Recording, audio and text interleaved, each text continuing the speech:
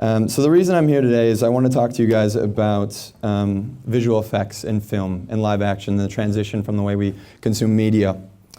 Has anyone seen Legend, 1984, Ridley Scott? It's beautiful. It's a masterpiece film. This whole film is actually built, like the sets, the world, it's a physical place. You could have gone. They built it from scratch, completely interactive. Labyrinth, David Bowie. Anyway, Dark Crystal, some of you guys knew what I meant.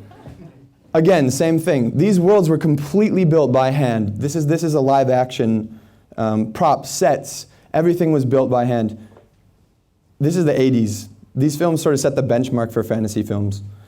But as technology increases and we progress, we move into different mediums and we've started to do more computer technology, CGI, things like that. But, excuse me, oops. This is Jurassic Park. This is 1993. When this movie came out, it was incredible. It was so amazing. People were blown away by the realism of it. This film has 4 minutes of CGI in it. It has 4 minutes. Everything is modeling, stop motion animation, animatronics. They built a 9,000-pound T-Rex for this thing. You compare that to Jurassic World, the whole movie is CGI, every single shot.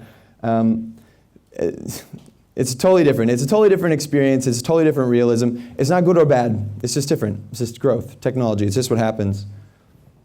Here's a bit of shots about them actually building it. So things like this, they take hundreds, if not thousands of people to actually construct them. The materials involved are highly specialized. You need to go to school. You need to learn these things. And information has been limited for so long that only a small group of people have been able to do it, really. And it's just become easier in a lot of ways to get 20 guys in a room to build a whole world in CGI. There's nothing wrong with that. It's just different. Let's look at I think this is 1981 versus 1997. So this is An American Werewolf in London. This movie got so much praise and accolades because of the live action transition into I was going to put it up on the screen, but some of you might be weak-stomached and I didn't want to scare anyone out of the presentation. If you get a chance, go back and watch it. There's a live action transition from a man into a werewolf that's done completely with props. It's amazing. You look at the American Werewolf in Paris, the 97 version, so it's done 16 years later. It flopped. It's crap. It's just the way it is. But what does that mean for us? Why is this important? Why is it interesting? So, because you have materials that are readily accessible to people, and you have information like YouTube University, plebs like myself can do really interesting things. This is a mold I made in my bedroom, in my apartment. This is a 6'4" mannequin with 200 pounds of clay, about 30 pounds of resin and fiberglass, and another 60 pounds of silicon. I was not a popular guy for a while because it was very smelly. But it allows you to make really interesting things. Like you can make whatever you imagine. This is something, I put this in, this is something I built was a bit of an homage to Legend, so those of you who are familiar with it might appreciate that. But it allows you to do things like this. Actually more like that. Forget the naked women. They are perks sometimes. Does anyone do cosplay? Does anyone know anything about cosplay? No? So it's become very, very pervasive in gaming cultures, pop culture, for people to actually take the information and the materials that have become readily accessible through the progress of live action entertainment. But it's died out as a medium, so it's transitioned into something else.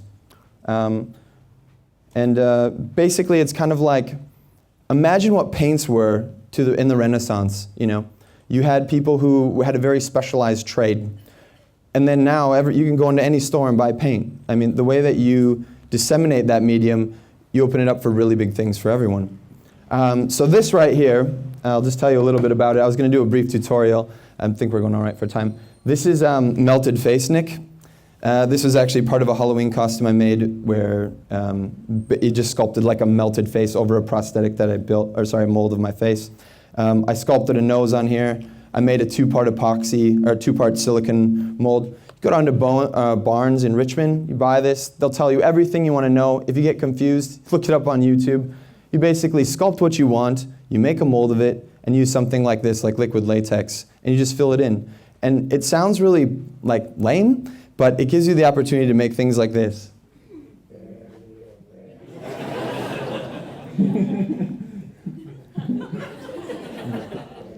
So there you go. So that was something I made in my studio with processes like these, just kind of taking it to the next level. So thank you.